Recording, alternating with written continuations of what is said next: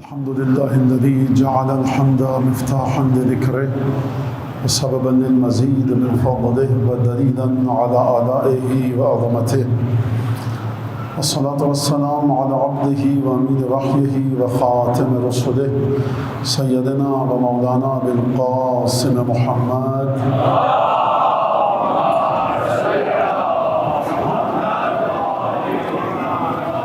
أهل بيته الطيبين الطاهرين الذين أذهب الله عنهم الرجس وطهرهم تطهيرا.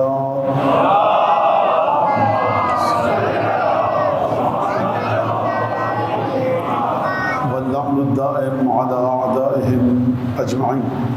أما بعد، فقد قال الله الحكيم في كتابه المجيد: أعوذ بالله من الشيطان الرجيم. من يشرك بالله فكأنما خر من السماء فتخطفه الطير أو تهوي به الريح في مكان سحيق.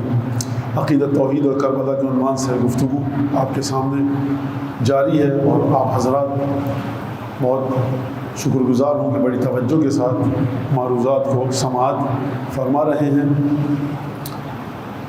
اس گفتگو کا جو ایک فائدہ کہیے یا پہلو کہیے وہ یہ ہے کہ اہم ترین چیز تمام ادیان الہی کے نزدیک اس خدا کی تعریف اور توصیف ہے جس خدا کو وہ دین بیان کر رہا ہے. اگر اس خدا کے تصور میں بشریت کی بو آئے، اگر اس خدا کے تصور میں مخلوق کا شائبہ آئے تو اس دین کی بنیاد ہی اپاہج ہے. لہٰذا پہلا احسان جو جناب امیر کا اور اولاد جناب امیر کا ہے وہ یہ کہ خدا کی توصیف اور تعریف اس طرح سے ائمہ معصومین نے بیان فرمائی کہ خداوند تبارک و تعالیٰ کو بشریت کے ڈھانچے اور سانچے سے باہر نکال دیا. لہٰذا کل جو میں نے آپ کے سامنے بات پیش کی کہ کوئی بھی چیز ہو وجود رکھتی ہو، کوئی بھی چیز وجود رکھتی ہو، اس کا ایک درجہ حرارت ہوتا ہے، کوئی نہ کوئی رنگ ہوتا ہے، کوئی کیفیت ہوتی ہے، کوئی وزن ہوتا ہے.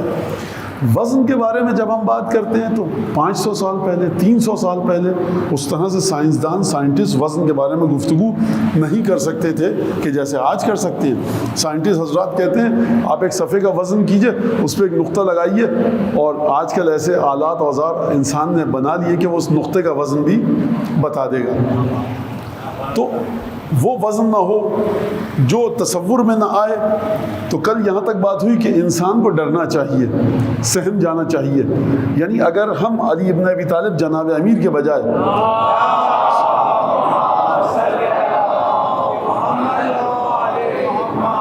کوئی عام انسان یہ خطبہ دے، خدا کے بارے میں یہ گفتگو کرے، تو اسے ڈرنا چاہیے کہ میں ایک چیز کو ثابت کر رہا ہوں، ایک چیز کو ثابت کر رہا ہوں، اور جیسے ہی خدا جیسی چیز کو میں ثابت کروں گا تو نتیجہ یہ نکلے گا کہ نہ اس کا رنگ ہے، نہ بو ہے، نہ ذائقہ ہے، وہ حواس خمسہ سے باہر ہے. بشر کو جو آلات ادراک دیے گئے، سینسز دی گئیں، اسی ادراک کے آلات کے ذریعے بشر چیزوں کو سمجھتا ہے. لیکن جب خدا کی باری آتی ہے تو یہ تمام کے تمام آلات ناکام ہیں.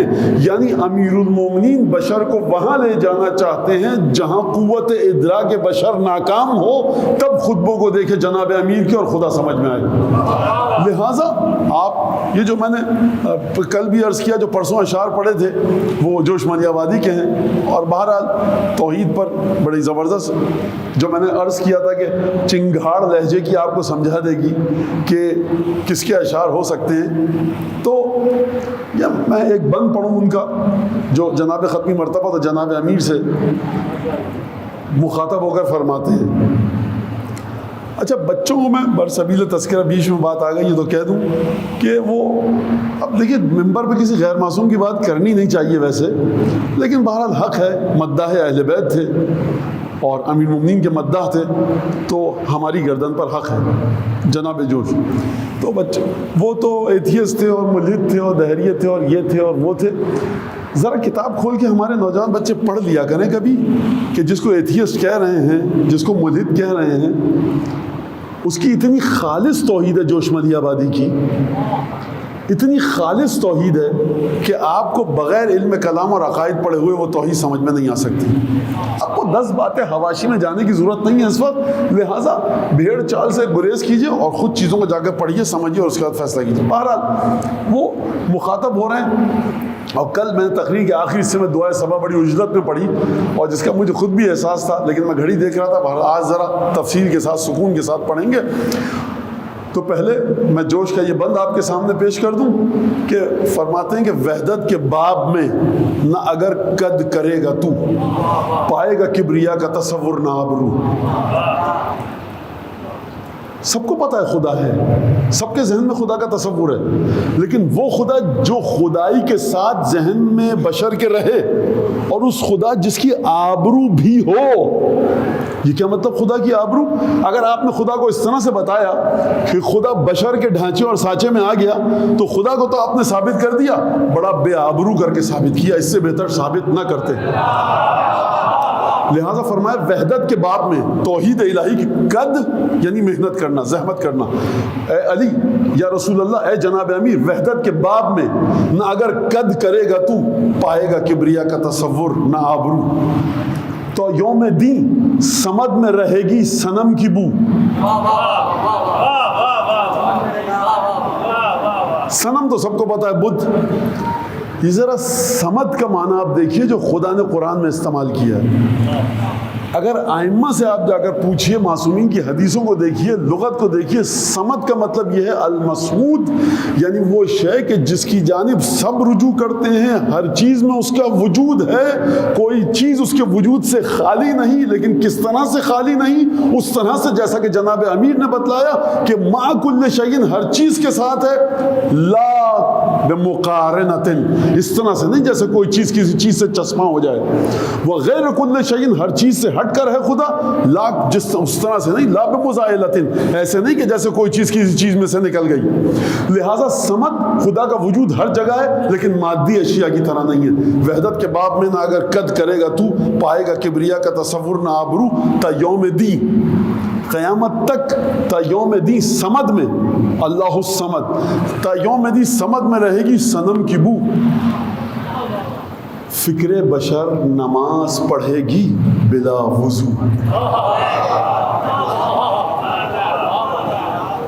خدا کو آپ پوچھتے جائیے، پرستش کی کرتے جائیے آپ خدا کی، یا آپ اس خدا کی پرستش کر ہی نہیں رہے ہیں کہ جو رسول خدا بتلانا چاہتے تھے، جناب امیر بتلانا چاہتے تھے.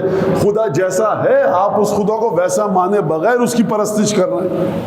تا یوم دی سمد میں رہے گی صنم کی بو، پائے گا کبریا کا تصور نہ آبرو. کیا کہنے مطلب لپٹا ہوا تفنن وہم و قیاس میں دائم خدا رہے گا بشر کے لباس میں. یہ تو کہے گا جلوہ بجز واہمہ نہیں. مجھے حیرت ہوتی ہے، اگر آپ اس شعر کے نیچے لکھ دیں آیت اللہ دزمہ فلانی کا شعر ہے تو سب مان لیں گے. اتنی گاڑی توحید ہے یہ. اب مجھے پتا سننے والوں کا ذہن نہ جانے کہاں کہاں جا رہے ہو، مجھے اس سے کوئی غرض نہیں ہے. سرکار جو بات ہو رہی ہے اس پر رکیے آپ. تو یہ تو کہے گا جلوہ بجز واہمہ نہیں. علی تو بتائے گا کہ جو دیکھ رہے ہو نا دنیا میں یہ توہم ہے، ختم ہو جائے گا، حقیقت ذات ابدی ہے. یہ تو کہے گا جلوہ بجز واہمہ نہیں، جو دیکھنے میں آئے وہ بت ہے خدا نہیں. لہذا اپنے سرمایہ کو سمجھیے کہ کیا سرمایہ آپ کے پاس ہے اور کیا سرمایہ چھوڑ کر گئے. یہ آپ نے سن لیا. اب یہاں پر انسان کو بڑا ڈرنا چاہیے کہ جب وہ کسی حقیقت کے بارے میں بات کرے، اس کو ثابت کرے، اور پھر وہ بشر کہ جس کے پاس طاقت صرف 5 حواس کی ہے، جناب امیر جب خدا پر گفتگو فرمائیں تو خدا کو اس طرح سے خدا کی تصویر پیش کریں کہ خدا ان 5 حواسوں میں نہ آئے اور کہیں کہ ان 5 حواسوں میں نہیں آ سکتا. پوچھنے والے کا حق تھا نا کہ یا علی اگر 5 حواسوں میں نہیں آ سکتا اور تمہارا خدا ایسا ہے کہ جو نہ دیکھنے میں آ سکتا ہے، نہ سننے میں، نہ سونگنے میں، نہ چکھنے میں، نہ چھونے میں، تو پھر اس خدا کے بارے میں گفتگو کر کیوں رہے ہو، یہ سوال کر سکتا تھا، لیکن یہ علی ابن ابی طالب کے وجود میں طاقت تھی کہ خدا کی تعریف اور توصیف اس طرح سے کی کہ جو آلات ادراک، جو ادراک کے آلات اور اوزار، ٹولز، اپریٹس، سینسز خدا نے دی، اس کو ناکام ثابت کرتے ہوئے، خوب توجہ کیجئے گا، جو میں نے آپ کے سامنے، میں دوبارہ پڑھ دوں، وقت ہوگا لیکن آپ کا ضائع ہوگا، شرم آ رہی ہے مجھے، پہلے پڑھ چکا ہوں کہ جو جوش نے کہا تھا نا، اس کو ذرا میں مزید کھولنا چاہتا ہوں آج، کہ جو جوش کا میں نے بند پڑھا تھا آپ کے سامنے کہ لیلائے حق کو محمل تقریر میں بٹھا، گوشے ہاں شم میں ذات خیمہ الفاظ میں جلا، لیلائے حق کو محمل تقریر میں بٹھا، گوشے بشر کو چشم حقیقت نگر بنا، کانوں سے لوگ دیکھ سکیں جلوہ خدا۔ سرکار ہم دروازہ خیبر تک جا ہی نہیں رہے، ہم بات ہی نہیں کر رہے شب ہجرت کی، ہم خیبر، خندق، جمل، صفین، نہروان، حنین، احد اور بدر کی بات ہی نہیں کر رہے، ہم تو کہہ رہے ہیں یہ بے جان کاغذ پر بے جان الفاظ ہیں 1400 سال پرانے۔ اگر اتنا بڑا کوئی عالم فاضل تھا تو گفتگو سوائے علی کے کسی نے کیوں نہیں کی؟ کسی کو خیال کیوں نہ آیا کہ جو ہمارا آخری رسول خدا کو لے کر آیا ہے وہ 5 حواسوں سے ماورا ہے، ایسا نہ ہو کہ بشر جس کا بھروسہ انہی حواس خمسہ پر ہے، خدا کو ان حواس سے باہر جان کر انکار نہ کر بیٹھے۔ سب سے بڑی ذمہ داری تو آپ کی یہ تھی نا سرکار، کس نے ذمہ داری کو نبھایا؟ کس نے گفتگو کی؟ کیا کہنے جناب، اس پہ آئے 5-10 لائنوں کو، 17 کو پڑھ لیجئے۔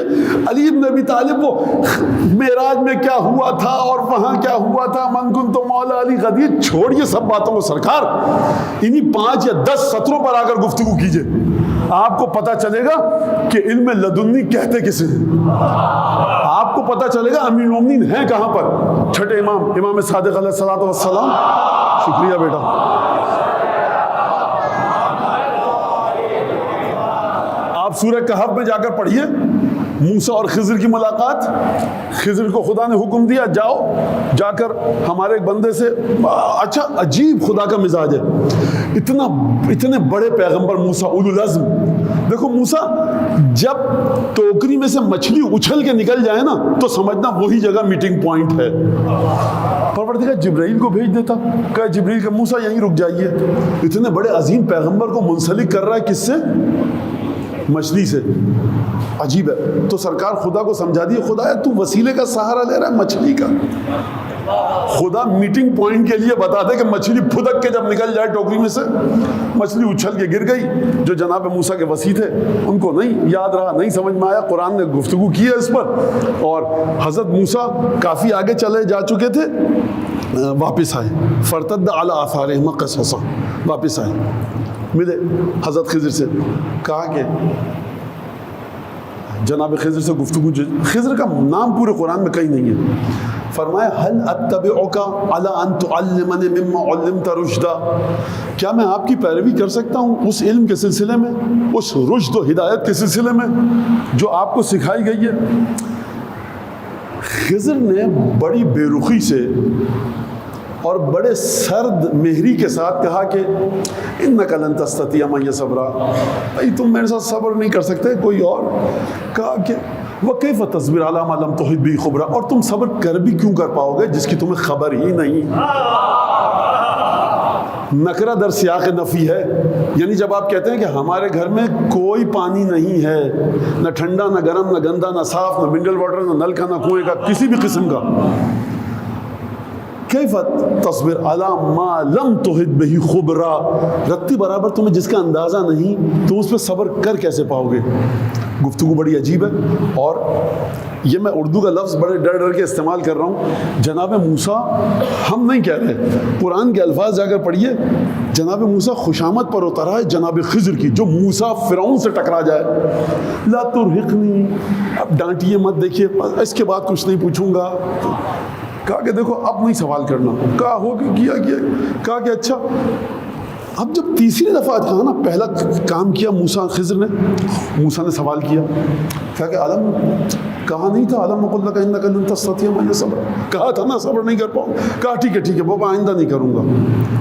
آپ موسیٰ، جناب موسیٰ کے بارے میں سب سے زیادہ خدا نے قرآن میں گفتگو فرمائی ہے، اور جو جناب موسیٰ کی امت کے ساتھ واقعات ہوئے وہ ہو بہو آپ کے ساتھ ہوں گے، رسول کی امت کے ساتھ ایک ایک واقعہ ہوگا جو جناب موسیٰ کی امت کے ساتھ ہوا، وہ ایک ایک واقعہ ہوگا۔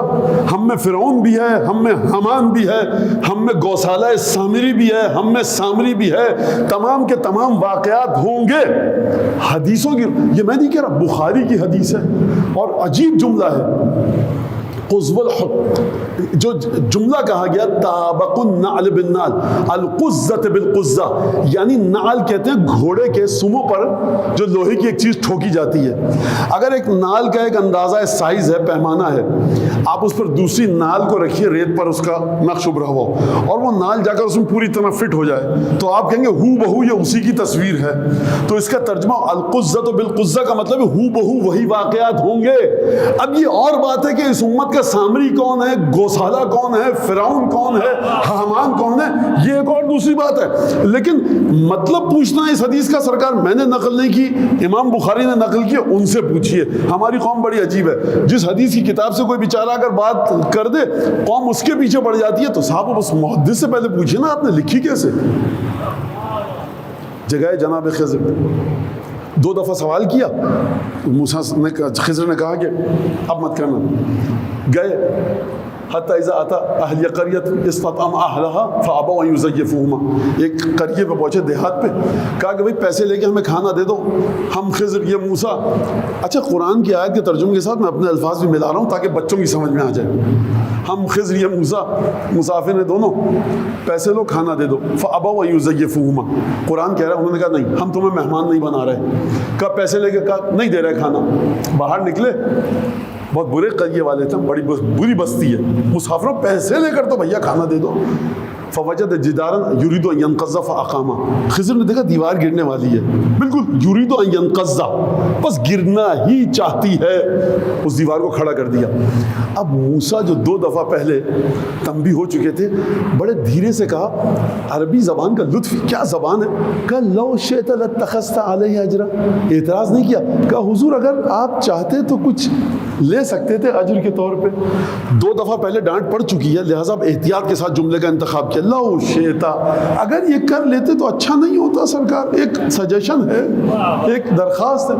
کہا ھذا فراق بینی و بینک، اب خضر نے برداشت نہیں کیا، کہا میاں تم اپنی رستہ لو ہم اپنا رستہ لیں، سنؤنبئک بتأویل ما لم تستطع علیہ صبرا، اب میں تمہیں بتاتا ہوں ان چیزوں کی تفسیر جس پر تم صبر نہیں کر سکے۔ تو یہاں سے ایک بات تو آ گئی سمجھ میں کہ جناب موسیٰ صبر نہیں کر سکے۔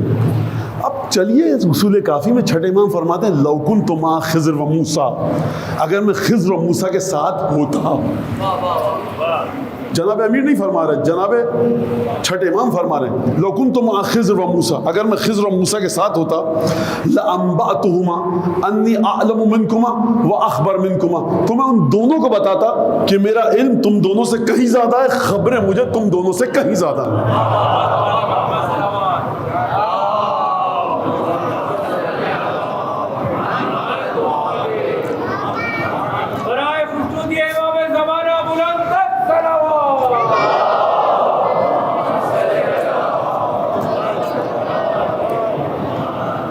اصول کافی میں ہمارے پاس ایک روایت ہے کہ عالم غیب سے جو بھی چیز نازل ہوتی ہے سب سے پہلے رسول خدا کی خدمت میں پہنچتی ہے، پھر اس کے بعد جناب امیر، اور ایک کے بعد امام تک ہوتے ہوئے موجودہ امام تک۔ امام کے علم کے کئی طریقے ہیں، ایک دفعہ تنزل الملائکۃ والروح، شب قدر میں علم نازل ہوتا ہے امام پر، ایک دفعہ رسول خدا کے ذریعے آتا ہے، یعنی جتنا وجود گستردہ ہے امام کا اتنے ہی علم کے حصول کے طریقے بڑے عجیب و غریب اور مختلف ہیں۔ ہمیں ان طریقوں پر گفتگو نہیں کرنی، لیکن کبھی بھی ایک چیز کو دیکھیں آپ تو یہ مت سمجھیں امام نے ایسے کیوں دیا ویسے، کہ خدا اور امام کے درمیان کیا رابطہ ہے۔ تو امیر المومنین سے علم ہوتا وہاں آتا ہے چھٹے امام تک، فرض کیجیے آپ چھٹے امام کے زمانے میں اگر بیٹھے ہوتے تو امیر المومنین سے ہوتا ہوا علم آتا ہے کہاں تک، جو بھی چیز ہے، جو بھی کمالات ہیں تمام ائمہ کے پاس، وہ کس کے پاس ہیں، وہ امیر المومنین سے ہوتے ہوئے آئے۔ یہ بات ذہن میں رکھیے گا، ذرا مزید میں پھیلاؤں اس گفتگو کو۔ ایک شخص آتا ہے امام کے پاس، چھٹے امام کہتا ہے کہ السلام علیکم یا امیر المومنین، چھٹے امام سے کہتا ہے سلام و آپ پر امیر المومنین۔ بعض جگہ یہ جملہ مختلف، لیکن بہرحال جو میں نے دیکھا ہے، قام فزعن، امام سجاد امام صادق گھبرا کر کھڑے ہو گئے، کہا میں خبردار آئندہ اس لفظ سے ہم کو مخاطب مت کرنا۔ کہنے والا کہہ رہا ہے کہ آپ امیر ہیں ہم سب کے، آپ امام ہیں اور ہم سب مومن، تو آپ امیر مومنین۔ کہا یہ لقب صرف ہمارے جد علی ابن ابی طالب سے مخصوص ہے۔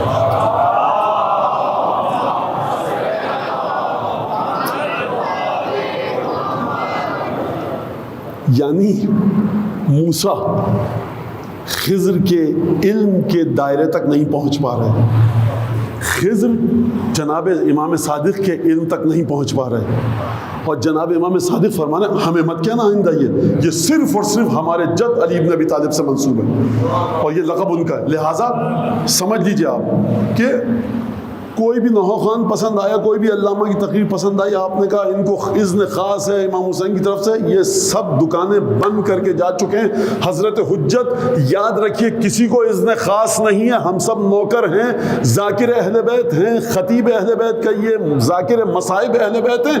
جہاں پر القاب اتنی حساسیت کے ساتھ تقسیم ہو رہے ہوں کہ قیام کرنے والا آخری ہوگا اہل بیت کے، جا کر دیکھیے ہمارے کسی امام نے ایک نام بتائیے، 18 بیٹے امیر المومنین کے ہیں، 17 یا 18 بیٹے امام موسیٰ کاظم کے ہیں، باقی ائمہ کے بیٹوں کی تعداد اتنی نہیں ہے، کسی ایک بیٹے کا لقب بتائیے امام معصوم کے جو مہدی ہو۔ یعنی تمام ائمہ 11 کے 10 امام اس بات سے پرہیز کر رہے ہیں کہ شائبہ بھی نہ آئے اس کا جو 11واں امام ہے۔ سرکار یہ اہل بیت کا گھرانہ ہے، جس کو جی چاہا جو لقب دے دیا، نہیں ہو سکتا یہ۔ خوب توجہ کے ساتھ سمجھیے گا اس بات کو، خوب توجہ کے ساتھ سمجھیے اس بات کو۔ لہٰذا جناب موسیٰ جناب خضر کے مرحلے تک علم میں نہیں ہے، جناب خضر امام صادق کے مرحلے تک نہیں ہے، اور امام صادق فرمانا یہ لقب ہمارے جد سے مخصوص ہے، ہم کو کبھی مت کہنا۔ تو یہ امام صادق نے فرمایا کیوں؟ اس کی تفسیر امام صادق کے پدر بزرگوار، والد بزرگوار حضرت باقر العلوم امام باقر علیہ الصلوۃ والسلام نے بیان فرمایا۔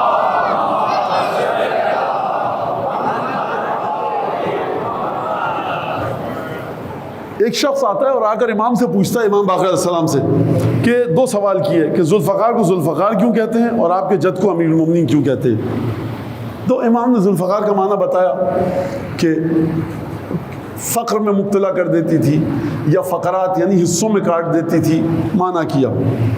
جو امیر المومنین کا جب معنی پوچھا کہ امیر المومنین آپ کے جد جناب امیر المومنین کو کیوں کہا جاتا ہے، حضرت علی بن ابی طالب کو، تو فرمایا لِأَنَّهُ يُمْتَارُ مِنْهُ وَلَا يُمْتَارُ مِنْ غَيْرِهِ، کیونکہ مومنین ایمان کی غذا جو حاصل کرتے ہیں وہ صرف اور صرف ہمارے جد علی بن ابی طالب سے حاصل کرتے ہیں۔ لہٰذا یہاں امارت سے مطلب یمتار یعنی غلہ دینا، یعنی اناج دینا۔ جب عربی میں کہا جاتا ہے یمتار یا یمتار، وہ غلہ لینے گئے، یا نمیر کہ جو سورہ یوسف کا قصہ ہے کہ جب جناب یوسف کے بھائی گئے اور انہوں نے غلے کا تقاضا کیا، تو نمیر انہوں نے کہا کہ ہم یہاں سے غلہ لے کر آئے ہیں، غذا لے کر آئے ہیں جس کے ذریعے ہم زندہ رہ سکیں گے۔ یہ میرا جملہ قرآن کا نہیں ہے۔ آپ اناج، غلہ، دال، گیہوں، چاول، چنا یہ کیوں کھاتے ہیں غلات؟ اس وجہ سے کہ زندہ رہ سکے۔ اگر انسان کو غلات نہیں ملیں گے اس کی موت واقع ہو جائے گی۔ تو جس طرح سے غلات کے بغیر، غلوں کے بغیر انسان کی موت واقع ہو جائے گی، جسم کی نشو و نما رک جائے گی۔ 5ویں امام فرماتے ہیں کہ جس کو بھی ایمان کی دولت ملتی ہے وہ ہمارے جد کے وجود سے۔ اب آپ مجھے یہ بتائیے کہ آسام ناگالینڈ کی پہاڑیوں میں کوئی رہ رہا ہے علی بن ابی طالب کا عاشق، کوئی تھر پار کر کے دیہات میں رہ رہا ہے، کوئی ہمالیہ کی چوٹی میں، کوئی ہمالیہ کے دامن میں، ان سب کو علی بن ابی طالب کے وجود سے رزق مل رہا ہے، تو روح ہے علی بن ابی طالب کی وسعت کتنی؟ بالکل بھی ہمارے بچے ان 14 معصومین 5، 12 اور 14 کے دائرے سے نکلنے کی کوشش نہ کریں۔ جس چیز کو بھی پڑھیں، اتنی طاقت اگر ہے کہ اہل بیت کی احادیث اور قرآن کی آیات کی روشنی میں پرکھ سکیں، جہاں جانا ہے جائیے پڑھیے، اور اگر طاقت نہیں ہے تو ہر جگہ مت جائیے۔ دیکھیے سرکار، میں نے پہلے بھی یہ بات کہی تھی، بہت سے لوگوں کو گراں گزرتی ہے لیکن مجھے گراں نہیں گزرتی۔ مجھے امامے کے ساتھ گرہ نہیں گزرتی، آپ کو بغیر امامے کے گرہ گزر جاتی ہے سرکار. اور اگر اس مرحلے پر بھی مجھے اگر سمجھ لیا جائے اگر، تو میرے لیے دنیا اور آخرت سے بڑھ کر یہ چیز ہوگی. صاحب میں دے دوں یہ مثال. ایک ہوتا ہے عربی میں کہتے ہیں کلب ہراش. کلب یعنی کتا، ہراش یعنی گلیوں میں مارا مارا پھر رہا ہے. یہ ہر ایک کے ہاتھ سے ہڈی لے لیتا ہے. اور کلب کی ایک قسم ہوتی ہے صاحب، یہ 2 لاکھ روپے کا ہے. کیا خاص بات ہے؟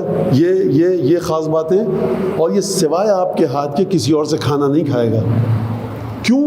مالک کا بڑا وفادار ہے، کوئی اس کو کھانا کھلا کر دھوکہ نہیں دے سکتا. لہٰذا جو بعض روایات میں آیا ينبغي للمؤمن ان يكون اخلاقه كاخلاق الكلب، اب مروی ہے متون روایت میں آیا ہے مومن کو چاہیے کہ 10 اخلاق ہیں کتے کے، اس سے مومن اخلاق کو سیکھے کہ کتے کے اندر کیا صفات ہیں. سرکار سیکھنے والی چیزیں ہر جگہ سے سیکھے. تو وہ لوگ جو علم کی غذا ہر جگہ سے لے سکتے ہیں وہ کلب ہراش ہیں، ہر گلی کوچے میں مارے مارے پھر رہے ہیں. لیکن ایک بندہ خدا کا ایسا ہے جو کہتا ہے جب تک مجھے ڈیوڑی سے علی بن ابی طالب کے روٹی کا ٹکڑا نہیں ملے گا، بھوک کا کتنا بھی احساس ہو کسی اور کے دروازے کی طرف میں نہیں رخ کروں گا. لہٰذا اپنی عادت کو بنائے. جس کے پاس دعائے کمیل ہے، دعائے صبا ہے، ابو حمزہ شمالیہ، مناجات شعبانیہ ہے اور تمام کی تمام دعائیں ہیں، اسے دیکھنے کی ضرورت کیا ہے کہیں پر؟ یہ جرت کیسے ہوتی ہے کہ صاحب اس کتاب میں یہ ہے فلاں صاحب سے، تو فلاں صاحب اس کتاب کے ساتھ محشور ہوں. آپ اصول کافی کے ساتھ جڑے رہیے، آپ بہار الانوار کے ساتھ جڑے رہیے، آپ اپنے مفاتیح الجنان کے ساتھ جڑے رہیے. سرکار ہم اس جانور کی طرح مثال ہے کہ اپنے مالک کے ہاتھ سے لیتے ہیں. مالک کے علاوہ شائبہ بھی آئے تو ہم اس طرف نہیں جاتے. یاد رکھیے گا بہت توجہ کے ساتھ. ہر جگہ جہاں گنبد بارگاہ بن گیا ہے، گئے عتبات عالیات کی زیارت پہ، اچھا لگا گنبد یہاں کا ذریعہ اچھی لگی، مت چلے جائیے زیارت کرنے کے لیے. سرکار آپ کوئی چاندی اور سورج کے سونے کے پجاری ہیں؟ آپ ماتھا ٹیکتے ہیں، عتبے کو بوسہ دیتے ہیں رسول خدا کے بچوں کے جن کی رگوں میں جناب سیدہ کا خون ہے. پتہ نہیں کتنے لوگ میری اس بات کو سمجھ پائے نہیں سمجھ پائے. بہرحال جو نہیں سمجھ پائے ان کے لیے درود بھیجیں کہ ان کی سمجھ میں آ جائے.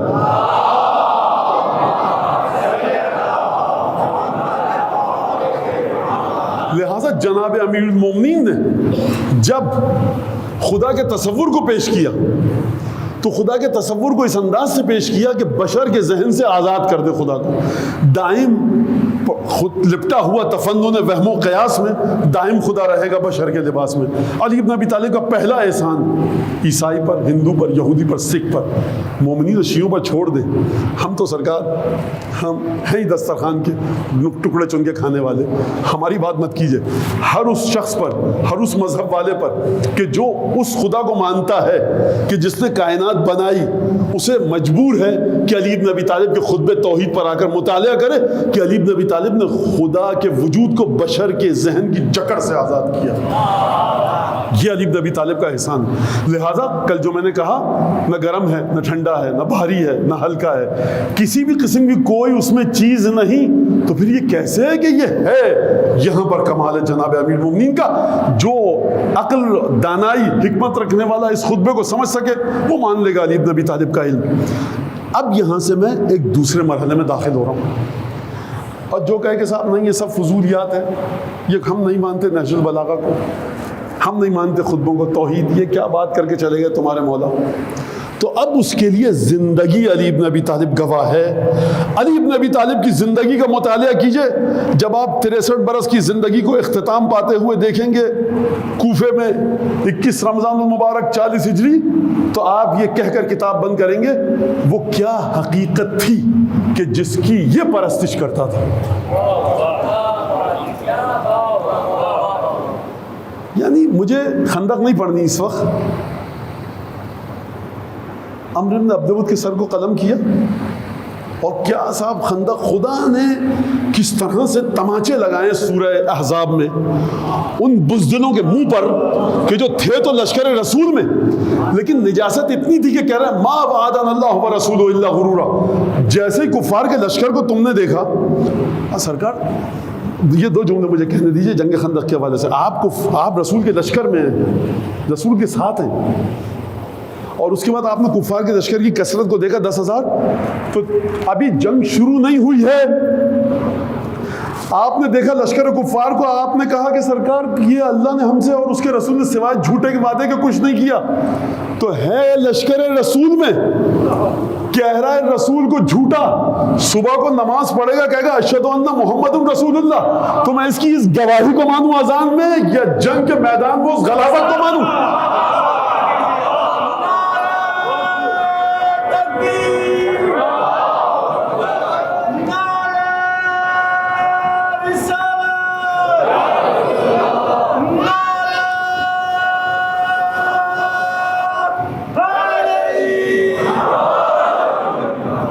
میں دوبارہ دوہراؤں اپنے بچوں کے لیے, نوجوانوں کے لیے, کم سن بچوں کے لیے جملے کو.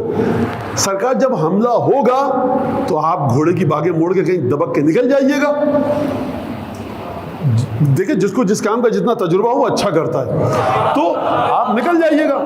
جب آپ قرآن کہہ رہا, میں سرکار میں نہیں کہہ رہا, میرے پاس کسی کا سی وی نہیں ہے, میں وہاں قرآن کہہ رہا ہے کہ انہوں نے یہ کہا ھذا ما وعدنا اللہ ورسول اللہ غرورا. تو دل میں مرض تھا نا, خدا کہہ رہا ہے قرآن میں. آپ نے لشکر کو دیکھا, جنگ ابھی شروع نہیں ہوئی ہے. جب عمرو بن عبد الود خندق پھلان کے آیا تو وہ نوجوان جو 3 دفعہ اٹھا, نہ پاؤں میں لرزش نہ بدن پر کپ کپی, اور جا کر دھمکی آمیز لہجے میں عمرو بن عبد الود سے گفتگو کرے. کہا کہ کون ہو تم؟ من انتا؟ کہا علی ابن من. بیٹے کس کے ہو؟ کہا ابو طالب. ابو طالب عبد المطلب. ہاں. کہا میری دوستی تھی, اوپر جا کے خاندان میں ہوتا. لا احب قتلک, مجھے اچھا نہیں لگتا نوجوان میاں چندہ بیٹے جاؤ, مجھے اچھا نہیں لگتا تمہیں قتل کروں, ولیکن احب قتلک, میں پسند کرتا ہوں تجھے قتل کروں. میں بچوں کے لیے اپنے نفسیاتی تجزیہ کروں, اگر ذرہ برابر علی بن ابی طالب کے دل میں, اب میں علی بن ابی طالب کو عام انسانوں کی سطح پر نعوذ باللہ لا کر تجزیہ پیش کر رہا ہوں, اگر رتی برابر بھی دل پر خوف طاری ہوتا عمرو بن عبد الود کا, تو انسان ایسے موقع پر یہ کہتا ہے کہ کسی طرح سے نرمی لے, ترحم دے, لیوریج دے, اور کہ اچھا نہیں یا رسول اللہ, وہ کہہ رہا ہے میں تم سے جنگ کرنا پسند نہیں کرتا, عزت بھی رہ جاتی, کسی کو پتہ بھی نہیں چلتا. کہا میں تجھے قتل کرنا پسند کرتا ہوں. اور نہ جانے کیسے خندق کا واقعہ ایماندار مورخین کے قلم سے بچ کے نکل گیا, کیسے بچ کے نکل گیا. تاریخ نے انصاف نہیں کیا واللہ. اگر علی ابن ابی طالب کے ساتھ کوئی انصاف کر سکتا ہے تو یا وہ خالق علی ابن ابی طالب یا رسول اللہ کے بیٹے اور فرزندان, یہ انصاف کر سکتے ہیں. کائنات میں کسی میں طاقت ہی نہیں ہے کہ وجود علی ابن ابی طالب کے ساتھ انصاف کر سکے. جاتے کہتے یا جھوٹ تو نہیں ہوتا, یا رسول اللہ کہہ رہا تھا میں تجھے قتل کرنا پسند نہیں کرتا. سب اصحاب کہتے کیوں؟ اب بھائی ہمیں کیا, اب کوئی اور جائے, اس نے تو یا رسول اللہ بھیج دیا نا, واہ واہ بھی ہو جاتی, آبرو بھی بچ جاتی. لیکن اس انداز سے گفتگو کی کہ اتنے بڑے پہلوان کو جو کئی سال بڑا تھا, کئی جنگوں کا تجربہ رکھتا تھا, اس کو تیج دلا دیا. یعنی یہ مت سمجھنا ہم تم پر رحم کریں گے. تو آپ اب زندگی کس بنیاد پر, موت کس بنیاد پر قتل کیا آپ کے سامنے ہے.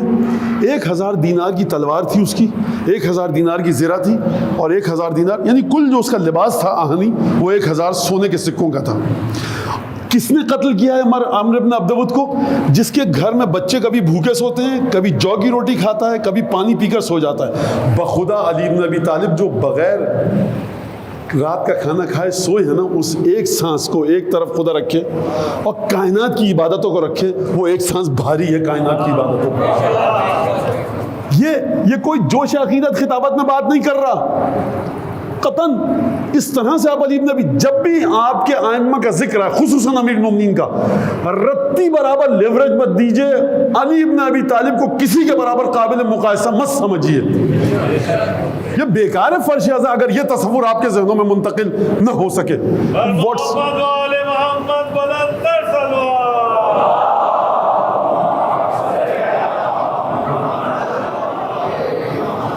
لہٰذا سمجھیے اس بات کو کہ ہمیں علم کہاں سے حاصل کرنا ہے. خدا نے آپ کو مولاناؤں کے رحم و کرم پر نہیں چھوڑا ہے. یہ آپ ہیں جو زبردستی اپنے آپ کو مولانا کے لیے ترحم والا بناتے ہیں اور مترحم ہو مولانا آپ کے اوپر. گھر میں مفاتیح الجنان ائمہ کی زیارات پڑھیے, دیکھیے ائمہ کی بلندی ہے کس مقام پر. آپ کو ہر عقائد کے در سے نجات مل جائے گی. سرکار ائمہ یہ کر سکتے ہیں, وہ نہیں کر سکتے, یہ اختیار ہے, وہ نہیں ہے. جا کر زیارات پڑھیے, جا کر تمام ائمہ کی زیارات پڑھیے, ترجمہ پڑھیے. آپ کو ائمہ کے بارے میں فضائل سننے کی پھر کسی سے ضرورت نہیں رہے گی. قتل کیا, 1000 دینار سونے کے سکے, گردن کاٹی, واپس آئے. اب لوگ تو کھڑے ہوئے تھے نا خیمے کے پاس رسول خدا کے. کہا یا علی 1000 دینار کی تھی اس کی زرہ, خود اور تلوار, تو اتار کے لے آتے, تمہاری تھی. قانون عرب کا یہ تھا کہ جو مقتول کو قتل کرے اس کی زرہ تلوار اسی کی ہو جاتی. 1000 سونے کے سکے سرکار, معمولی چیز نہیں ہے. کہا شرم آتی ہے مجھے کہ میں اس کے مردہ جسم کو برہنہ کرتا. یہ علی بن ابی طالب واقعا زمین پر چلتے تھے, زندہ تھے, یا عرش پر رہتے تھے؟ یعنی عجیب شخصیت ہے بالکل. لہٰذا زندگی کا مطالعہ کیجئے, خدا آپ کو علی بن ابی طالب کی زندگی میں نظر آئے گا. میں جلدی تجزیہ پیش کر کے جناب امیر المومنین کا پھر اختتام کی طرف آتا ہوں. کوئی شخص جو کہ خدا ہے, ہم ایک دین کو مانتے ہیں اور اس کی عبادت کرتا رہے. کہا جائے کہ صاحب ان کی عقل اتنی کم تھی, اور کچھ لوگ نہیں ہوتے بس وہ نمازیں پڑھ لی, قرآن کی تھوڑی سی تلاوت کری, سمجھتے ہیں کہ دین کا پورا علم ہمارے پاس آ گیا. وہ عجیب قسم کے خشک مغز لوگ ہوتے ہیں اور ان کو کچھ سمجھ میں نہیں آتا. یہ لوگ دین کی تبلیغ کا باعث نہیں بنتے, دین کو پیچھے دھکیلنے کا باعث بنتے ہیں. تو ایسا شخص ہو, آپ کہیں ٹھیک ہے علی بن ابی طالب یہ باتیں کرتے تھے, لیکن اب ہمیں نہیں سمجھ میں آنی, ہو سکتا ہے خدا ہو نہ ہو. سرکار زندگی کو دیکھیے آ کر علی بن ابی طالب کی, کہ کس حقیقت کو سامنے رکھ کر علی بن ابی طالب مادہ اور مادیت کے تمام وسائل کو ٹھوکر مار کے اسی حقیقت کی طرف دیکھ رہا ہے. نعوذ باللہ, خاکم بدہن خطبوں کی کوئی حقیقت نہیں ہے جناب امیر کی, اگر مانے لیتے ہیں تھوڑی دیر کے لیے, لیکن زندگی تو گزاری نہ اس علی بن ابی طالب نے. تاریخ نے واقعات کو تو لکھا. وہ شخص کہ جو مکے میں تاریخ لکھ رہا ہے, فرض کیجئے مکے میں کوئی شخص تاریخ کو قلم بند کر رہا ہے. یہ 10 برس کا بچہ اپنے چچا زاد بھائی کا دفاع کرتا ہے, ابو طالب کا بیٹا. یہ بچہ ہے, اس کی سمجھ میں کچھ نہیں آ رہا, بس بھائی کی, چچا زاد بھائی کی محبت میں ساتھ ہے. مورخ یہ لکھے گا. اچھا جب یہ 22 برس کا ہو گیا تھا تب تو 10 برس کا نہیں تھا. بھائی کہہ رہا ہے اس کا چچا زاد بھائی, علی ہم ہجرت کے لیے جا رہے ہیں, تم ہمارے بستر پر سو جانا, آپ کی جان بچے گی. کہا بالکل. کہا آپ جائیے. یہ کہے کہ یا رسول اللہ, اچھا یعنی مجھے آپ ایک سوال کا جواب دیجئے, کیا چادر کے نیچے جو علی سو رہے تھے کوئی تبدیلی آتی؟ اتنے لوگ مسلمان ہو چکے تھے, کسی کو بھی سلا دیتے, کسی کو بھی سلا دیتے. بھئی ایک باڈی چاہیے تھی نا, کہ جو چادر کے نیچے کفار دیوار کے پیچھے سے دیکھتے رہیں کہ کوئی ہے, تو کسی کو بھی سلا دیتے. اور امیر المومنین کو حق تھا کہنے کا دنیاوی رشتوں کے ناتوں کے مطابق, یا رسول اللہ جب سے آپ پر پہلی وحی آئی اور جب آپ 8 برس کے تھے, میں نے, جعفر طیار نے, عقیل نے, فاطمہ بنت اسد, ابو طالب نے, شیب ابی طالب نے آپ کی خدمت کی اور اپنی جان جوکھوں میں ڈالی. یہ اب آخری مرحلہ ہے, مجھے اپنے ساتھ لے چلیے. اس مرحلے پر بھی کوئی نہیں ملا آپ کو. کہنے کا حق تو تھا, یعنی یہ کام بھی ہم کریں. 10 برس کا تھا جب علی, مورخ لکھ سکتا ہے, جب یہ 10 برس کا تھا سمجھ میں نہیں آتا تھا, خاندانی تعصب کی بنیاد پہ رسول سے متصل ہو گیا. گلیوں میں جاتا تھا, جو چچا زاد بھائی کو ڈھیلا مارتا تھا یہ اٹھاتا تھا زمین پہ پٹک دیتا تھا. یہ خاندانی تعلق تھا. علی کو کیا پتا کہ خدا کیا ہے, رسول کیا ہے. اب یہ اور بات ہے کہ مولا کائنات نے 10 برس کی عمر کے بارے میں جو بتایا ہے کہ کنت اشم الریح النبوہ وارا نور الرسالہ, جب میں 10 برس کا تھا تو رسالت کی خوشبو بھی سونگھتا تھا, نبوت کا نور بھی دیکھتا تھا. لیکن مورخ کو تو یہ نہیں پتا نا, تو 10 برس کی عمر کے بارے میں مورخ کہہ سکتا ہے کہ بچہ تھا, بچپنے میں جڑ جاتا تھا. اچھا کیسا بچہ تھا کہ جو اپنے ہمجولیوں کی اپنے میٹس کی جو گلی میں رہتے تھے، جن کے ساتھ کھیلنا تھا، جنہوں نے اس کو دھتکار دیا، اپنے ہم عمروں کی دھتکار کو برداشت کر کے اپنے سے 30 برس بڑے ادھیڑ عمر کے ساتھ متصل ہو جائے۔ بچے کی نفسیات یہ ہے کہ اپنے ہم جولیوں کے ساتھ رہے۔ بچے کی نفسیات یہ ہے کہ جب اپنے دوستوں کی گیدرنگ میں بیٹھے اور اس کا مذاق اڑے تو ہر وہ ایسا کام چھوڑے جس سے اس کا مذاق اڑتا ہو۔ یہ بچوں کا مذاق اڑانا برداشت کر رہا ہے، اپنے بھائی کو نہیں چھوڑ رہا۔ چلیے مانے لیتے ہیں خاندانی تعصب تھا۔ جب 22 برس کا تھا تب تو نوجوان ہو چکا تھا، تب شب ہجرت بستر پر کیسے سویا؟ اچھا 22 برس، اس کے بعد جب 23 برس کا ہو چکا تو بدر میں کس طرح سے رسول خدا نے سب سے پہلے علی، حمزہ اور عبیدہ کو بھیجا۔ اچھا اس کے بعد جب 24 برس کا ہو چکا تھا، سب بھاگ رہے تھے، یہ بھی چلا جاتا یہ بھی۔ بھائی ہم نے بدر میں تو بہادری کے جوہر دکھائے، کوئی بھی کہتا علی چپ رہنا، تم بھی ہمارے ساتھ بھاگے تھے۔ جناب امیر کہہ سکتے تھے ہجرت کی رات تو بستر پہ سوئے تھے، بدر میں تو ہم سب سے آگے تھے، 23-40 برس ہم تمہارے رسول نے ہمارے دسترخوان پہ کھانا کھایا، ہم بھاگے تھے، چلو مانے لیتے ہیں، لیکن تمہاری طرح نہیں۔ امیر المومنین وہاں بھی اپنا دفاع کر سکتے تھے۔ یہ آخر علی بن ابی طالب کس حقیقت کو دیکھ کر رسول سے متصل ہے؟ اس حقیقت کو ڈھونڈیے۔ دیکھیے چچا زاد بھائی ہے، داماد بن جائیں گے، ہیڈ آف دی اسٹیٹ کے پریویلیج ملیں گے، فیسیلیٹیٹ ہوں گے۔ سرکار عجیب مصیبت آ گئی، ادھر فاطمہ سے بیعہ ہوا اور اس سے بدتر فاقوں کے انداز میں رہنے لگے، اور عجیب دختر گرامی رسول خدا ہے، اس دختر گرامی کو، اس سیدہ نساء عالمین خاتون جنت کو اگر پدر کو دیکھے ہیڈ آف دی اسٹیٹ، درود پڑھے بلند آواز سے،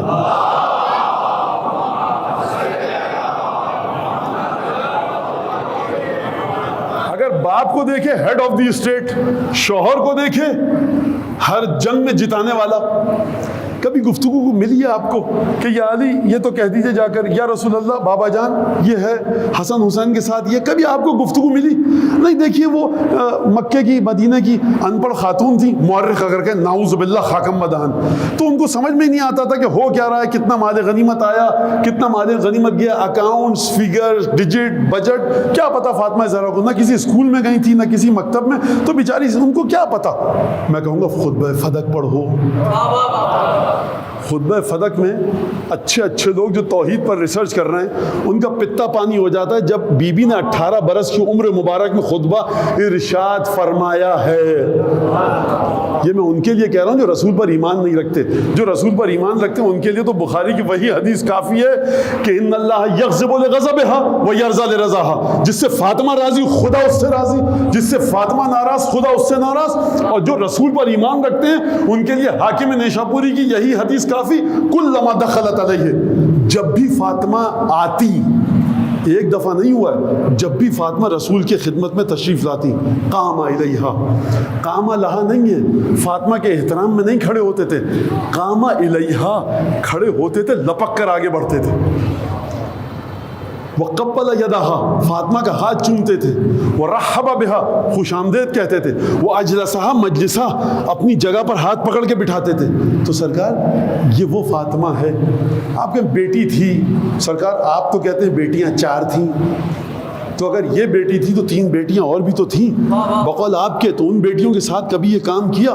ہاں روایت بنائی گئی، اب وہ اس وقت گفتگو نہیں ہے۔ جناب صفیہ کے ساتھ کی جو زوجہ تھی رسول خدا کی، ایک صفیہ پھوپھی ہیں رسول خدا کی اور ایک صفیہ زوجہ ہیں، ان کے بارے میں اب وہ ایک الگ گفتگو ہے، اور کیا کہا جائے سرکار، ان باتوں پہ گفتگو کریں گے تو اصلی موضوع سے ہم رہ جائیں گے۔ لہٰذا یہ جناب سیدہ اور جناب امیر کی زندگی کو دیکھیے۔ اب جب ہیڈ آف دی اسٹیٹ کا داماد بن گیا، اس کے بعد کس طرح زندگی گزاری؟ خود ہیڈ آف دی اسٹیٹ جب بن گیا تو کس طرح زندگی گزاری؟ تو یہ علی بن ابی طالب اگر دنیاوی لالچ میں یہ تمام کام نعوذ باللہ کر رہے تھے تو اس دنیاوی لالچ کا کوئی تو ایسا مقام اور مرحلہ ہوگا کہ علی کہیں اب اس کے لیے ہم یہ تگ و دو کر رہے تھے، یہاں تک پہنچ گئے بس۔ کوئی بھی مرحلہ علی بن ابی طالب کی طبیعت کو سیر نہ کر سکا، اطاعت وہی رہی۔ کیا مطلب ہے اس بات کا؟ یعنی فضہ نے جب لا کر پوٹلی دی مہر بند، تو راوی صحابی بیٹھا ہے، اس نے دیکھا کہ علی نے کھولا اور وہ روٹی کھانے لگے. تو اس صحابی نے فضا سے کہا اما ترحمین علی ھذا الشیخ، لگتا یہ ہے کہ یہ واقعہ کوفے کا ہے. کہا کہ اس بوڑھے پر اب تو کچھ رحم کرو تم لوگ. صحابی بڑا بے تکلف لگتا ہے، امیر المومنین کو کہہ رہا ہے اس بوڑھے شیخ پر اب تو رحم کرو، سوکھی روٹی دے رہے ہو. اور ہنس کر کہا یا علی اس کو کون چرائے گا جو مہر لگائی ہے.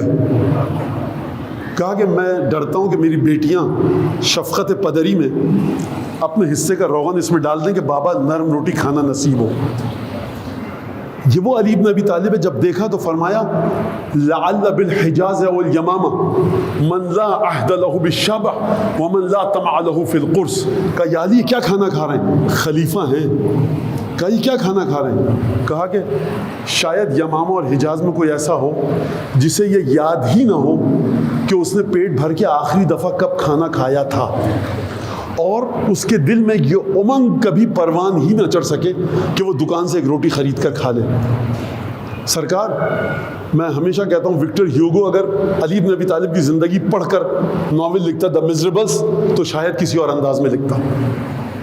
کہاں دنیا علی بن ابی طالب انوار ربانی کی تجلی، یعنی علی بن ابی طالب. آپ علی بن ابی طالب کی زندگی کو دیکھیے، آپ دیکھیں گے کہ اب اس مرحلے پر علی پہنچ گئے کہ جس کی لالچ میں نعوذ باللہ خاکم بدہن علی کوششیں کر رہے تھے. سرکار جب ضربت لگی ہے تو فرمایا بسم اللہ و باللہ و فی سبیل اللہ و علی ملت رسول اللہ. خبردار ابن ملجم کو اگر تم نے قتل کر دیا میرے قتل کرنے کے جرم میں، اگر قتل کر دیا جو اس کی سزا یہی ہے اسلام کے مطابق، خبردار لا مسلو ہو، اس کی لاش کی بے حرمتی مت کرنا. ابو رافع مولا کا کاتب ہے بیت المال کا. شکایت کی جا کر ابن قوا خارجی تھا، ناصبی تھا کوفے کا. علی نکل رہے مسجد کوفے سے. کہا یا علی اس نے مجھے جو وظیفہ ملتا تھا، جو ویلفیئر فنڈ ملتا تھا تنخواہ بیت المال سے، وہ کاٹ دیے، نہیں دے رہا. آپ کا کاتب ہے، رجسٹر سے میرا نام کاٹ دیا، مجھے نہیں مل رہا. کہا کیوں بھائی کیوں نہیں دے رہا؟ کہا یا علی آپ کا مال کھاتا ہے اور قنوت میں نے دیکھا آپ پر لعن کرتا ہے. یعنی امیر المومنین جس کا گوشت رسول کا گوشت، جس کا خون رسول کا خون، کہا میں اس کو دوں گا، میں نے نام کاٹ دیا. امیر المومنین جیسا کوئی آئے گا تو وہی آئے گا جو پردہ غیبت میں ہے. یاد رکھیے یہ مجھے نہیں سمجھ میں آتا یہ حضرت امیر کی فضیلت بتاؤں یا حضرت حجت کی. چھٹے امام نے فرمایا روایت اصول کافی میں کہ جب ہمارا 12واں آئے گا ہم سب کو حکم ہے کہ ہم زمانے کے مطابق زندگی گزاریں. چھٹے امام نے فرمایا اگر مدینے کے لوگ جو کھا رہے ہیں ایک متوسط غریب ہم وہی کھائیں گے. اگر مدینہ پورا امیر ہو جائے تو ہم مدینے کی طرح جو چیز مدینے والے کھا رہے ہیں کھائیں گے. اگر مدینے کی زندگی کی سطح جہاں پر ہوگی ہم وہاں پر لائیں گے اپنی زندگی کی سطح کو. ہم کو حکم یہ ہے چھٹے امام نے فرمایا. لیکن جب ہمارا 12واں آئے گا نا تو علی ابن ابی طالب کی طرح کھائے گا، علی ابن ابی طالب کی طرح پہنے گا. آپ سمجھ رہے ہیں کہ جو اشرقت الارض بنور ربہا، زمین جس کے نور سے جگمگائے گی، وہ لباس جب پہنے گا تو علی کی طرح، جب کھانا کھائے گا تو جناب امیر کی طرح. آپ جناب امیر، میں نے کہا یہ اپنے گھروں میں یہ بچے ہمارے کہتے ہیں امام علی کی سیرت، امام علی کہنا چھوڑو میاں، جناب امیر کہا کرو، امیر المومنین کہا کرو. یہ امام علی یہ سچتا نہیں ہے ہمارے بچے. یہ ہاں عراقی کلچر میں ہے، ایرانی کلچر میں ہے، کلچر کے ہمارے یہاں نہیں سکھایا گیا ہے ہم کو امام علی کہنا. یا کہیے علی ابن ابی طالب یا حضرت علی یا امیر المومنین. یہ امام علی یہ بڑا عجیب سا لگتا ہے، بڑا کھردرا سا لفظ لگتا ہے. تو جناب امیر المومنین کی شخصیت یہ ہے سرکار، عبودیت مطلقہ کے مرحلے پر فائز ہو کر رسول خدا معراج میں جائیں اور وہاں پر بھی علی کی محبت ساتھ لے کر جائیں. خدا علی ابن ابی طالب کے لب و لہجے میں گفتگو کرے اب آپ کیا چاہتے ہیں خدا سے، اب کرے خدا تو کیا کرے علی کے لیے. لہٰذا اس مقام پر کہا ابن ملجم کی لاش کی بے حرمتی مت کرنا. اب کس حقیقت کو شہادت جو وہ یہ سر میں اٹھا کر مٹی ڈالی بسم اللہ و باللہ و فی سبیل اللہ. تو اب آپ مجھے بتائیے یہ شخص کس چیز کے لیے تگ و دو کر رہا تھا؟ کس چیز کے لیے تگ و دو کر رہا تھا؟ حکومت کے لیے. حکومت کرتے ہوئے آپ نے دیکھ لیا. چاہ رہا تھا کہ رسول کو متاثر کرے, امپریس کرے, ہیڈ آف دی اسٹیٹ سے اس کی بیٹی سے میرا بیعہ ہو جائے تو شادی ہو گئی. اب بتائیے گھر میں کیا نعمتیں ہیں؟ کچھ نہیں. اچھا اولادیں ہو گئی. واحد اولادیں ہیں علی ابن ابی طالب کی کہ جو اس جگہ پر جن کے قدم پہنچے. سرکار آپ نالین کو رکھتے ہیں رسول خدا کی اپنے گھروں میں, بہت برکت کا باعث ہے. نالین مبارک ہے, رسول کی نالین ہے.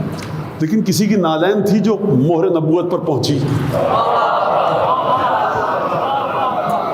کائنات میں آپ کو 2 فرزند ملیں گے, 2 بیٹے ایسے, 2 شہزادے کہ جو پشت رسول پر سوار ہوئے. جس مہر کو دیکھنے کی تمنا بقول مسلمانوں کے, ہم مسلمانوں کے, ہم کرتے ہیں مہر نبوت کو دیکھ لیں. اس مہر نبوت پر حسن حسین سوار ہو چکے. یہ علی بن ابی طالب کے بیٹوں کا خاصہ اور یہ فضیلت. تو کہاں انصاف کر پائیں گے آپ سرکار؟ انصاف یہ کر پائیں گے کہ محبت منتقل کیجئے اپنے بچوں کو. پنجتن کی 12 امام 4 معصومین کی. اگر دور ہے آپ کا گھر, مجلس میں نہیں آ سکتے بچے, روزانہ 10 منٹ کی مجلس کیجئے اپنے گھروں میں. کچھ خواتین گھروں سے نہیں نکل سکتی, وہ اپنے گھروں میں بچوں کو بٹھائیں. اردو کی مجلسیں, لکھی ہوئی جو کتابیں ہیں جو ملتی ہیں بک اسٹال پر, اس کو پڑھ کر مجلس سنائیں. مستند حدیث آپ رجال کا درس نہیں دے رہے, نجف میں بیٹھ کر یہ ذکر مولا کیجئے تاکہ آپ کے گھر میں آنسو بہیں, اس چھت کے نیچے آنسو بہیں. آپ کے یاد رکھیے. لہٰذا علی ابن ابی طالب کی زندگی دلیل ہے وجود خدا کی توحید اور وجود خدا کی اور توحید الہی کی. لہٰذا یہ بات آپ سمجھیے. اس کو درود بھیجے جناب امیر المومنین کی بارگاہ میں.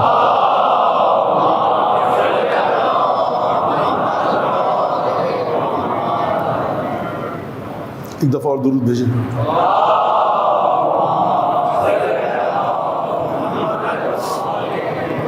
جب یہ بات ہوئی تو زینب یمانی نے پوچھا کہ یا علی, جو آپ اس طرح سے بات کرتے ہیں, گفتگو کرتے ہیں, اچھا یہ خطبہ جو ایک دیا ہے ناصر آغا امیر المومنین نے توحید پر, یا علی صف لنا ربک کأنہ نرا ہو, یا علی خدا کے بارے میں اس طرح سے بتائیے کہ گویا ہم اپنی آنکھوں سے خدا کو دیکھ سکیں. تو یہ صرف جوش نے نہیں کہا ہے, یہ امیر المومنین کے زمانے سے ایشو چل رہا ہے. اس نے تو کہا تھا دیکھ سکیں آنکھوں سے, جوش تو آگے بڑھ کر کانوں سے لوگ دیکھ سکیں جلوہ خدا. یہ وہی کہہ سکتا ہے دیکھیے جس کو امیر المومنین کی معرفت ہو. خیر, تو امیر المومنین غضبناک ہو گئے, چہرے کا رنگ متغیر ہوا, غصے میں آ گئے اور پھر خطبہ دیا. بہرحال یہ ایک الگ واقعہ. زینب یمانی نے کہا کہ حل رأیت ربک, یعنی آپ نے اپنے خدا کو دیکھا ہے؟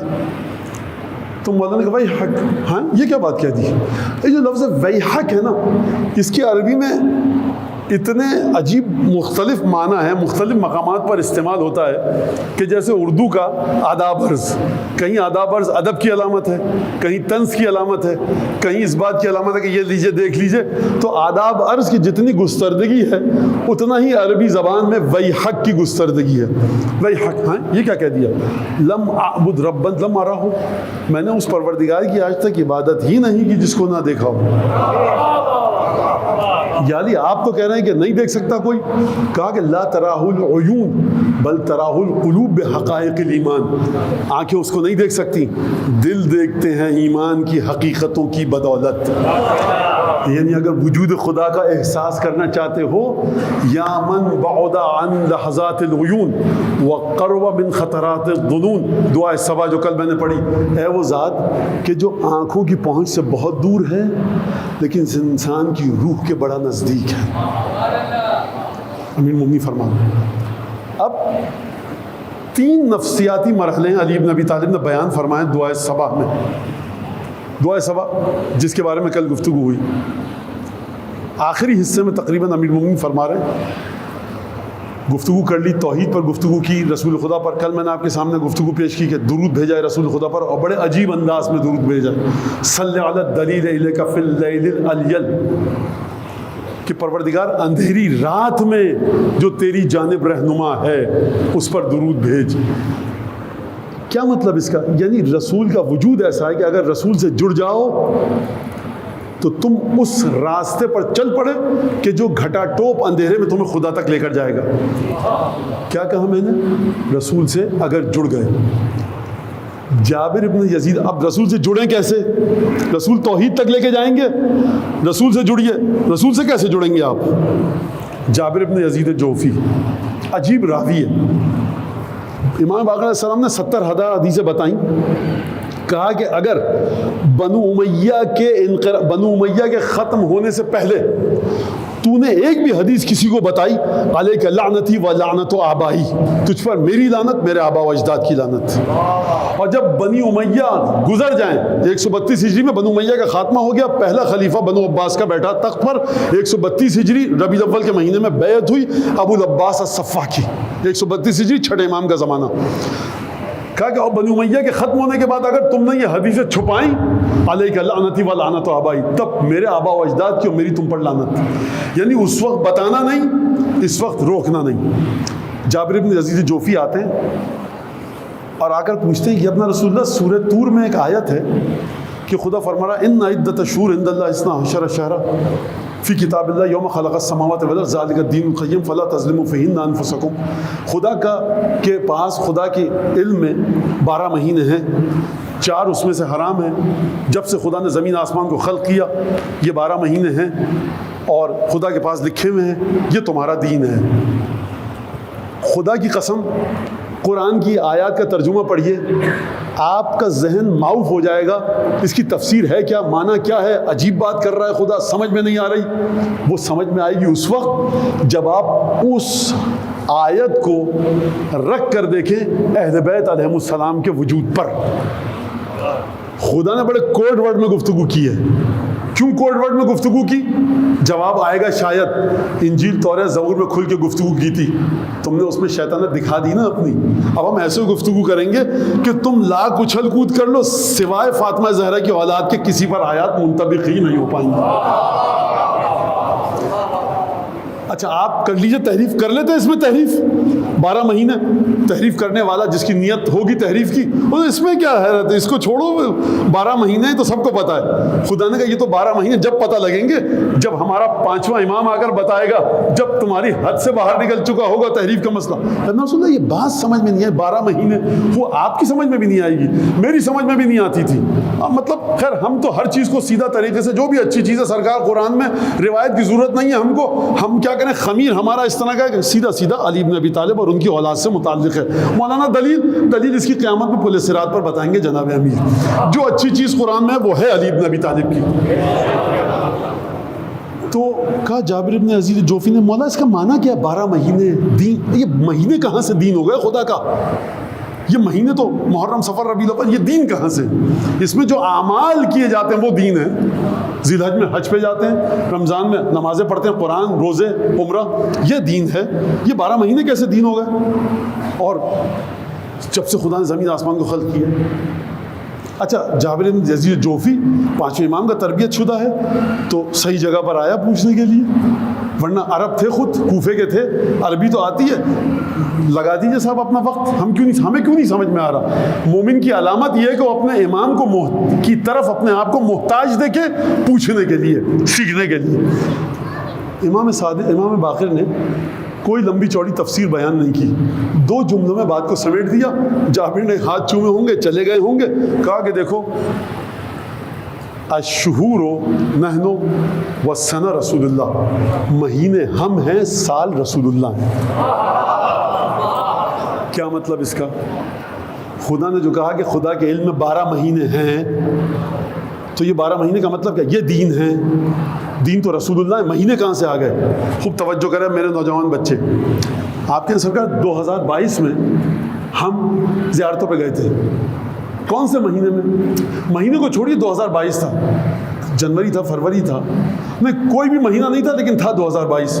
لیکن وہ سرکار یہ کون سا نیا کیلنڈر آپ ایجاد کر رہے ہیں؟ سال اسی وقت صحیح ہے کہنا جب 2022 سے تعلق رکھنے والے کسی مہینے میں آپ زیارتوں پہ گئے ہوں. یہ ہو ہی نہیں سکتا کہ آپ سال کا تو ذکر کریں اور وہ واقعہ سال کے کسی بھی مہینے میں نہ ہو. لہٰذا 12 مہینے ہیں تو جناب امام باقر کیا فرما رہے ہیں؟ مہینے ہم ہیں، سال رسول اللہ ہیں. یعنی اگر چاہتے ہو سال یعنی رسول خدا سے جڑنا تو 12 کے 12 مہینوں میں اپنی پریزنس کو ظاہر کرو. یعنی یہ مت سمجھنا کسی بھی ایک مہینے میں محرم ایک ہے، صفر ایک ہے، ربیع الاول ایک ہے، ربیع الثانی ایک ہے۔ ایک مہینہ علی ابن ابی طالب ہیں جو 40 ہجری میں ختم ہو گیا، دوسرا مہینہ حسن مجتبیٰ ہیں جو 50 ہجری میں ختم ہو گیا، تیسرا مہینہ حسین ابن علی ہیں جو 60 ہجری میں ختم ہو گیا، چوتھے امام سجاد، یہاں تک کہ سلسلہ کس مہینے پر آیا؟ آپ اس مہینے میں زندگی گزار رہے ہیں کہ جس کے ختم ہونے کے بعد قیامت آئے گی۔ یہ 30 اور 31 دن والے مہینے نہیں ہیں، یہ اجرائے مشیت الہی کا ظرف ہیں۔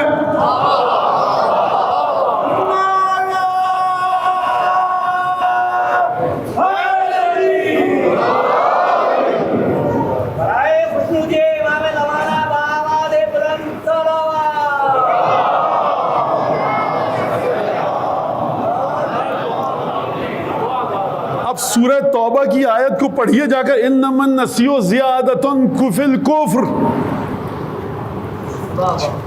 سورہ توبہ سال میں اپنی طرف سے ہندی کیلنڈر میں ایک مہینہ ہوتا ہے، شاید بچے ہنسیں لیکن یہ ہندی کا لفظ ہے جو اس نے استعمال کیا، اپنے کو ماہ و سال غلط لون دینے لگے۔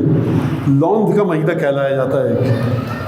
کیا ہوتا ہے؟ وہ ہندی کیلنڈر میں ایک زبردستی کچھ دنوں کا اضافہ کیا جاتا ہے اور وہ اپنے اس کے کچھ وہ مختلف مسائل ہیں۔ تو عرب جاہلیت کے وہ یہ کرتے تھے کہ جو 4 مہینے حرام کے ہیں اس سے ان کو چھٹکارا مل جائے، زبردستی کہیں پر دن کو بڑھا دیتے تھے تاکہ ان کو حرام مہینوں سے چھٹکارا مل جائے، اور وہ کہیں گے بھائی ابھی تو یہ ربیع الاول چل رہا ہے، ابھی کہاں سے رجب آیا؟ مثلا مثال دے رہا ہوں میں۔ تو پروردگار نے فرمایا انما النسیء زیادۃ فی الکفر، مہینوں کی تاریخ اپنے مرضی سے بڑھا دینا یہ کفر کے زیادہ ہونے کی علامت ہے۔ کفر کی علامت نہیں ہے، کفر کے زیادہ ہونے کی علامت ہے۔ تو اب آپ کی سمجھ میں آ گیا، یہ 12 ہیں، 12 ہی رکھیے، نہ ان میں کم ہو سکتا ہے نہ زیادہ ہو سکتا ہے۔ لہذا پروردگار عالم متصل ہو جائے ان مہینوں کے ساتھ، 12 کی ہستیوں کے ساتھ متصل ہوں گے تو تب جا کر رسول خدا سے متصل ہوں گے۔ صلی اللہ سرکار، وقت نہیں بچا، معذرت، اب یہ کل پر رہی گفتگو، دعائے صبا کے جو باقی ماندہ جملے ہیں کافی آپ کا وقت لے لیا اور میں اپنا وقت گزار چکا ہوں، یعنی ختم ہو چکا ہے، لیکن بہرحال سید الشہداء جو اپنے ساتھ جن ہستیوں کو لے کر گئے، آپ دیکھیں گے کہ سید اصلاً جنگ کربلا کو جہاد کہنا غلط ہے فقہی لحاظ سے، کیونکہ اس جہاد میں وہ بچے بھی شہید ہوئے ہیں کہ جن پر جہاد واجب نہیں تھا۔ یہ خدا اور امام معصوم کے بیچ ایک عجیب وعدہ ہے جس کی جانب روایات اشارہ کر رہی ہیں، عجیب حکم ہے، عجیب راز ہے، عجیب سر الہی ہے۔ اور حضرت امام مجتبیٰ کی اولاد اگر آپ مختصراً دیکھیں تو تقریباً 11 سے لے کر 12-14 تک جناب ابو طالب کے نواسے اور پوتے اس جنگ میں شہید ہوئے، اور بعض جگہ پر 18 تک تعداد ہے۔ جتنے بنی ہاشم ہیں وہ سب جناب ابو طالب کے نواسے پوتے ہیں۔ جناب زینب کے فرزندان جناب اونا محمد، ان کے تو کیا کہنے، ننیال سے جائیے، ددیال سے جائیے، فاطمہ بنت اسد تک پہنچتے ہیں، جناب ابو طالب تک۔ خود جناب ابو الفضل عباس، اولاد عقیل، اولاد جعفر، امیر المؤمنین کے بیٹے، یعنی تجلی خون ابو طالب ہے کربلا لگتا ہے۔ اور پھر خدا مغفرت فرمائے، قبلہ و کعبہ کی میں نے ان کی کتاب میں جملہ پڑھا ہے یا سنا ہے، شک ہو رہا ہے مجھے اب، یا سنا ہے یا پڑھا ہے، قبلہ آیت اللہ سید علی نقی نقوی نقن صاحب، کہ جب جناب سید الشہداء نے شب عاشور چراغ گل کیا تو کوئی بھی نہیں گیا، سب بیٹھے ہوئے تھے، سب نے خطبے پڑھے اور واقعات میں گفتگو کی سید الشہداء کے ساتھ۔ جناب قاسم سے سید الشہداء نے ایک سوال کیا، کیف الموت عندک، موت تمہاری نظر میں کیسی ہے؟ فرمایا احلا من العسل، شہد سے زیادہ میٹھی۔ قبلہ فرماتے ہیں مرحوم سید العلماء کہ قاسم نے بتا دیا کہ ہوں تو بچہ اپنی معلومات کے دائرے میں رہ کر گفتگو کرتا ہے، لیکن اس کے ساتھ ساتھ یہ بھی بتا دیا ہوں تو بچہ لیکن پوتا فاطمہ کا ہوں۔ موت شہد سے، خوب توجہ فرمائیے آپ اس جملے پر شہزادے کے، جس نے دونوں مزوں کو چکھا ہو وہ یہ بتا سکتا ہے کہ فلاں شہد کا ذائقہ زیادہ میٹھا ہے اور شکر کا ذائقہ کم میٹھا ہے۔ قاسم نے موت کو نہیں چکھا ہے تو پھر قاسم نے کیسے کہا؟ اب یہاں وہ نہیں فرما رہے، اب یہاں سے میرے جملے، میں اس لیے کہہ رہا ہوں کہ نسبت ان کی طرف غلط بات کی نہ ہو جائے۔ بہرحال تو قاسم نے موت کو تو چکھا نہیں ہے، تو قاسم نے پھر کیوں کہا کہ شہد سے زیادہ میٹھی؟ اس وجہ سے کہ قاسم ہیں 13 برس کے، لیکن معرفت امام وقت میں کائنات کو درس دے سکتے ہیں۔ جب آپ امام وقت کی روح سے جڑ گئے تو ان چیزوں کو بھی آپ درک کر لیتے ہیں کہ جن کے آپ نے مزے کو نہیں چکھا ہو۔ کا احلی من العسل، موت سے زیادہ میٹھی۔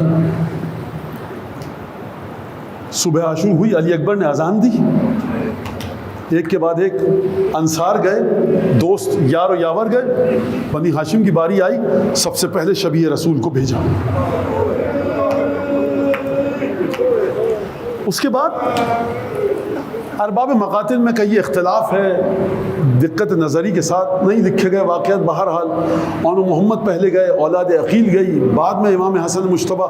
سمجھ میں یہ آتا ہے کہ جب سب چلے گئے تو اس کے بعد سادات فاطمی کی باری آئی، کیونکہ امام حسن اور امام حسین کے خون کا تقاضا یہ تھا۔ جناب علی اکبر ایک خاص مصلحت کی تحت سب سے پہلے بھیجے گئے، لگتا یہ ہے مجھے، لیکن بہرحال اس کے بعد آخر میں سب سے بنو ہاشم میں اولاد امام حسن کی باری آئی، جناب قاسم ابن حسن۔ جناب فروا کو ہم پرسہ پیش کریں، حضرت حجت کو ہم پرسہ پیش کریں۔ یہ جو جس شہزادے کے مصائب میں پڑھنے والا ہوں نا بھی جناب قاسم کے، اتنے کٹھن مصائب تھے کہ آیت اللہ العظمیٰ شیخ عبد الکریم حائری فرماتے تھے اپنے درس سے پہلے جو مجلس ہوتی تھی کہ جب قاسم کے مصائب پڑھو یہ جملہ مت پڑھنا، مجھ سے برداشت نہیں ہوتا۔ میں کہوں گا شیخ عبد الکریم آپ سے برداشت نہیں ہوتا، سید الشہداء نے کس طرح سے سنا ہوگا۔ مقتل کے الفاظ ہیں فخرج من الخیام غلام لم یبلغ الحلم ووجهه كأنه شقة بدر۔ اب میں نے دیکھا، مورخ کہتا ہے، میں نے دیکھا خیمے سے ایک ایسا بچہ نکلا جس کی مسیں ابھی نہیں بھیگی تھی۔ یزید کی فوج کا تاریخ نویس کہتا ہے کہ بچہ نہیں تھا، چاند کا ٹکڑا تھا۔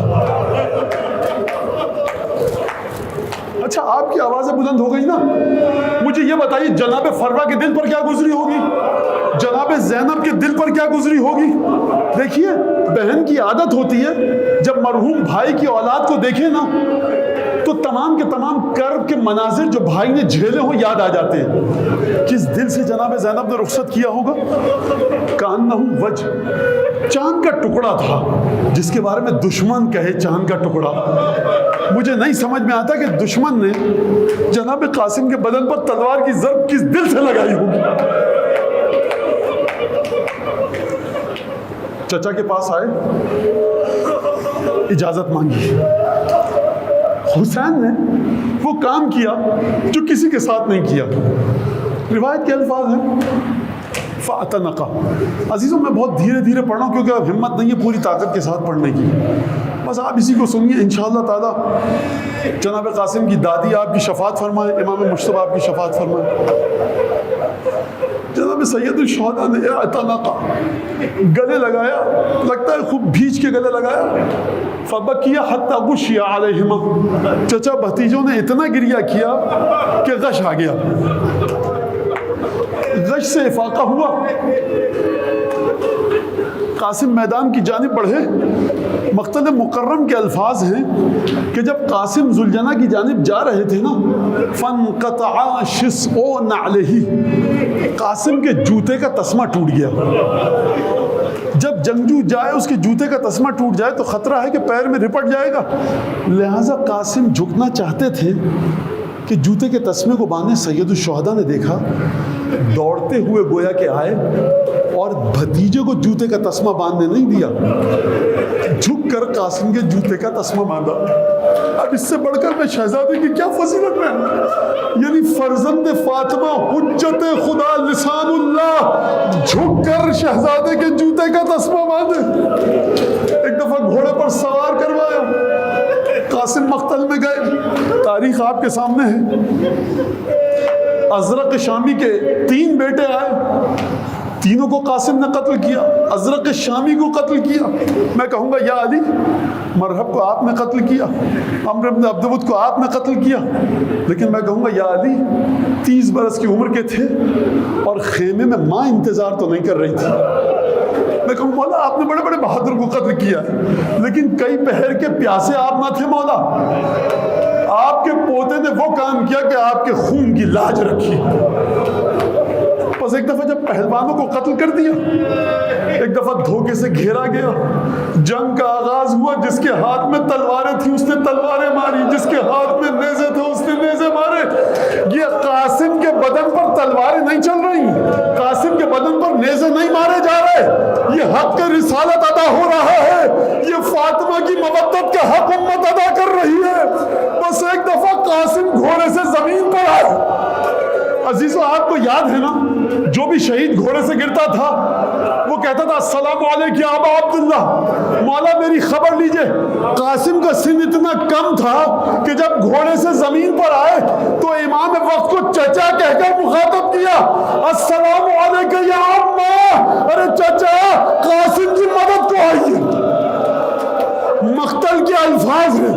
جب حسین نے قاسم کی آواز سنی نا، ایک دفعہ بفرے ہوئے شیر کی طرح فحمل علی القوم کاللیث الغضبان، بفرے ہوئے شیر کی طرح شمشیر نکالی، ایک طرف سے حسین ایک طرف سے عباس، لشکر کو پیچھے دھکیلا۔